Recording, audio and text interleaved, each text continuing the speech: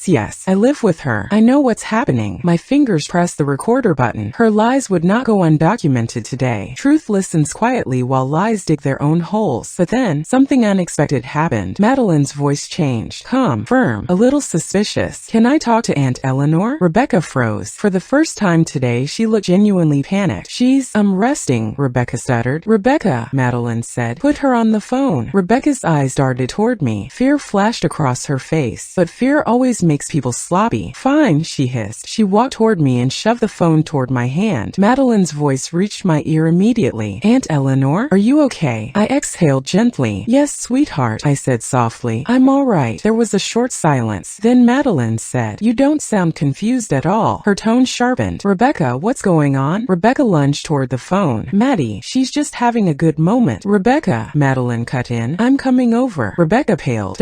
What? Now? Yes, Madeline replied, voice firm. I'll be there in an hour. Before Rebecca could object, the line disconnected. Rebecca slowly lowered the phone. Her face was white, terrified, unstable. The walls she built with her lies were shaking, and she knew it. She snapped her head toward me. What did you do? She demanded. I stood quietly, my voice steady as the truth inside my pocket. I didn't do anything, Rebecca. Her breath quickened. Her hands shook. She was unraveling again, but this time faster and deeper, because someone else was now walking into the truth. Someone who would see everything she tried to hide. And the clock had finally started ticking for her. The hour between Madeline's call and her arrival felt longer than the last 3 months combined. Not because I was afraid, but because Rebecca was unraveling all over the house. Her footsteps were frantic, her muttering erratic, her hands shaky as she paced the hallway like a trapped animal. She kept glancing at the front door, then at me, then back at the door again. Guilt runs before truth arrives. I sat in the living room, hands folded neatly, breathing slowly. The recorder rested in my cardigan pocket, quiet and ready. For the first time in a long time, I didn't feel small in my own home. I felt present, grounded, steady. Strength feels different when someone finally believes you. Rebecca paced back into the living room, her voice sharp. You're in trouble when she gets here, Eleanor, she snapped. I looked up slowly. How? She scoffed, emotionally flailing. Because I'll tell her everything. The confusion, the forgetfulness, the attitude, all of it. I tilted my head gently. Everything. She forced a laugh, brittle and strained. Yes, everything. She'll see exactly what kind of burden you've become. Her words didn't sting the way they used to. Not anymore. Not after everything she had exposed already. Insults lose their power when truth stands taller. Minutes later, she disappeared into her room, slamming the door so hard the frames on the wall rattled. I waited, silent, still. Then, a car pulled into the driveway. My heart didn't skip a beat this time. Instead, it steadied. Sometimes rescue sounds like tires on gravel. The front door swung open, and there she was. Madeline, my niece. Bright-eyed, sharp-minded, warm-hearted Madeline. She stepped inside with concern etched across her face, scanning the room quickly. Aunt Eleanor, she said gently, coming straight to me. Are you okay? I nodded. I am now. The sincerity in my voice made her eyebrows pull together. She knelt beside me, holding my hands. You don't sound confused, she whispered. I smiled softly. I know. Before we could say anything else, Rebecca appeared in the doorway. Her transformation was instant, like watching an actress slip into the wrong role. Her voice turned sugary. Her smile stretched too wide. Her posture straightened. Oh, Maddie, thank you for coming on such short notice, she said sweetly. I've been so worried about your aunt. Madeline didn't smile back, not even a little. She stood slowly, tall, composed, observing. Worried, she repeated, her tone neutral. Yes, Rebecca replied, pressing a hand to her chest dramatically. She's been confused lately, forgetting things, getting upset easily. I just didn't want her to hurt herself. My breath caught, but not from fear. Her lies were too polished, too comfortable, too cruel. Some lies are rehearsed enough to become weapons. Madeline's eyes flit to me, then back to Rebecca, then to me again. Is that true? She asked calmly. I shook my head. No. Rebecca scoffed and waved a hand dismissively. She doesn't understand, she said. She's having one of her moments. Madeline's jaw tightened. A moment? She asked quietly. Yes, Rebecca said, stepping closer. She's been having them for weeks. I saw Madeline inhale sharply, the kind of inhale people take before they reveal exactly what they know. But she kept her voice calm. Rebecca, she said, when I spoke to you earlier, why did you say she couldn't come to the phone? Rebecca blinked, then blinked again. Her mouth mouth opened, then closed, then opened again. I didn't want to overwhelm her, she said quickly. Madeline's expression didn't change, not even a twitch. So she was fine? I didn't say that. You implied it, Madeline replied flatly. The energy in the room shifted. The truth was finally stepping into the doorway. Truth arrives softly but lands loudly. Rebecca's mask began to crack again. Well, she's unpredictable, she stuttered. She gets easily confused. Madeline cut her off. Funny, she hasn't sounded confused once since I walked in. Rebecca froze. And, Madeline continued, she sounded perfectly clear when we spoke on the phone. Rebecca swallowed hard. Her facade was peeling away, layer by layer, panic bleeding through the cracks. But you don't understand, she said suddenly. She's manipulating you. She acts normal around other people. Madeline raised a hand. Stop. The word sliced through the air like a blade. Rebecca shut her mouth instantly. Madeline stepped closer, her voice steady. I didn't come here blindly, she said. I've been watching this situation quietly for months. Rebecca's eyes widened. What do you mean? Madeline folded her arms. I've heard the tone you use with her on the phone. I've seen how stressed she gets when your name comes up. And I've noticed the excuses you make every time someone wants to visit. Rebecca stuttered. You're overreacting. No, Madeline replied. I'm paying attention. Rebecca looked like someone had slapped her with a truth she didn't see coming. And now, Madeline continued, I'm hearing things that don't make sense. Things that contradict what I've seen with my own eyes. Her gaze sharpened. So tell me the truth, Rebecca. Rebecca backed up a step, then another. Her face flushed a deep angry red. You're taking her side, she snapped. You're choosing her over me? Madeline blinked slowly. She's my aunt, she said, and she's been nothing but honest. Rebecca laughed, a long, hysterical, unhinged laugh. Oh, you have no idea what she's capable of, she spat. She's been lying to you. She's lying right now. Enough, Madeline said quietly. The word carried weight, command, finality. Rebecca froze again. Madeline stepped closer to both of us, her voice calm but firm. I'm calling my brother, she said. Your son deserves to know what's happening. Rebecca panicked. And no, she screamed. Madeline didn't flinch. She pulled out her phone. Rebecca lunged toward her, fast, reckless, almost desperate. But Madeline stepped back sharply, avoiding her grip. Rebecca's face twisted with rage. She's turning you all against me, she shrieked. She's doing this on purpose. She wants to ruin my life. Madeline stared at her silently. Then she said something that made my breath catch. No, Rebecca, you're ruining your own life. And right then, right in that moment, I knew the truth had finally taken its first real step toward justice. But the real storm hadn't even begun. Madeline didn't waste another second. She dialed my son's number right in front of us. Her hands were steady, her voice calm. Rebecca watched her with wide, trembling eyes, the eyes of someone who had finally realized the game was slipping away. The moment an abuser feels true consequence, the world shakes around them. Mark, Madeline said into the phone. You need to come. Now. Rebecca lurched forward. Give me that. Madeline stepped back again, her expression turning sharp. No, she said firmly. You've said enough. Rebecca's breath hitched in her chest. What did I do? She demanded. Tell me, what did I do to deserve this? The question pierced the air like a blade of irony. She had done everything, but she saw none of it. Some people can't see the damage they cause because they only look at themselves. Madeline turned back to the phone. Yes, she said, she's safe. But Rebecca has been acting unpredictably and aggressively,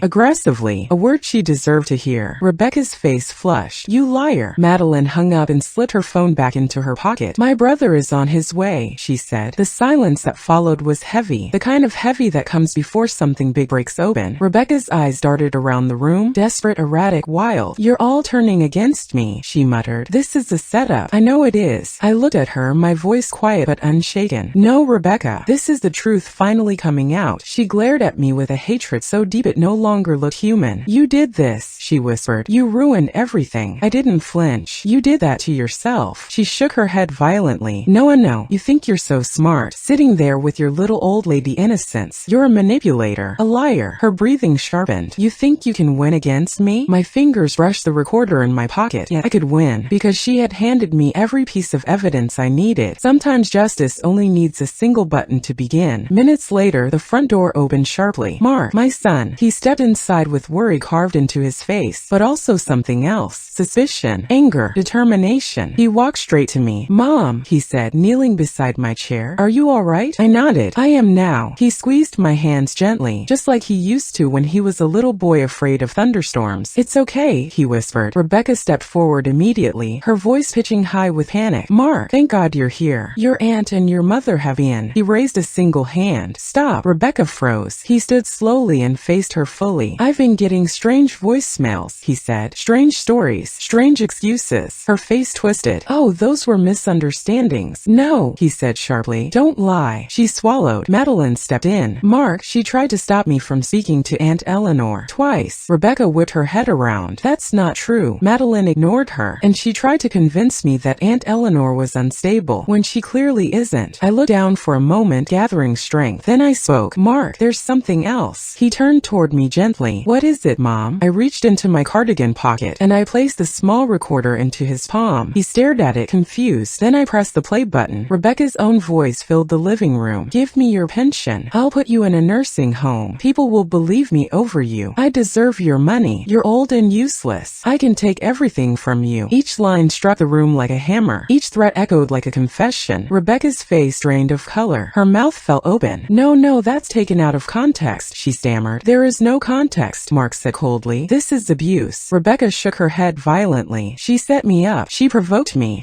But there was no one left to blame. No one left to fool. No one left to manipulate." Madeline crossed her arms. "You're done, Rebecca." Mark stepped closer to her. "I trusted you," he said quietly, painfully. "I welcomed you into my family." His voice cracked. "And you tormented my mother." Rebecca covered her face with her hands. I was stressed. I didn't mean it." "Stop," Mark said. "Just stop." He pointed toward the hallway. "Pack your things." Her chest heaved. "You're throwing me out?" "Yes." His voice was calm, clear, final. Rebecca's eyes filled with rage again. "You're choosing her over me?" Mark stared at her with a coldness I'd never seen in him before. "She's my mother." Silence. Heavy, crushing, irreversible. Rebecca stood there shaking, her face twisted with disbelief. "You'll regret this," she spat. "Both of you." No one reacted. Her threats had no teeth left. No power. No audience. No control. She stormed to the bedroom, slamming the door behind her. We listened to her frantic packing. Drawers yanked open, closets torn apart, bags shoved full. Minutes later, she marched out with 2 suitcases. She didn't look at me, didn't speak to Mark. She just walked to the door, opened it and hissed, "You'll all be sorry." Then she left, and for the first time in months, the house exhaled. Peace can return as quietly as it once vanished. Mark sat beside me again. "Mom," he whispered, "I'm so sorry." I touched his cheek. "No," I said softly. "You came. That's enough." Madeline hugged me tightly. "You're safe now," she said. And for the first time since Rebecca entered my life, I believed it. Later that evening, Daniel called. I told him everything. He listened quietly, then said, "Mrs. Martin, justice arrived today." And I knew he was right, because sometimes justice isn't thunder. It's not a courtroom. It's not a dramatic showdown. Sometimes justice is simply the moment when the truth is finally louder than the lies. And that day, my truth finally roared, and Rebecca's silence became the final proof of her guilt. You know, sometimes life tests us in ways we never expect. Not with loud storms, not with sudden tragedies, but with slow heartbreaks, the kind that creep into our homes and settle into the walls without warning. When I look back on everything, every threat, every cruel word, every moment I questioned my own worth, I realized something important. It wasn't my age that made me vulnerable. It was my silence. And yet, it was that same silence that saved me. Because silence is not weakness. Silence can also be observation, reflection, strategy, strength. We older folks, we've lived enough life to know that yelling doesn't always win battles. Sometimes quiet truth does. Sometimes patience does. Sometimes all you need is evidence. And one person who finally listens. I learned that dignity doesn't disappear just because someone refuses to see it. Respect doesn't fade simply because someone else withholds it. And justice, no matter how slow it feels, will always catch up to those who build their lives on lies. If you've ever felt unheard, unseen, dismissed, if someone tried to make you feel small, confused, or powerless, please remember this. What they tell you about yourself says nothing about you, and everything about them. You still matter. Your voice still matters. Your truth will always matter. And when that truth finally rises, whether through a whisper or through a recording tucked into a cardigan pocket, can change everything. Now tell me, my dear, if you were in my place, would you have stayed silent and collected proof, or confronted her sooner? Let me know in the comments. And if this story touched your heart, don't forget to subscribe for more stories just like this.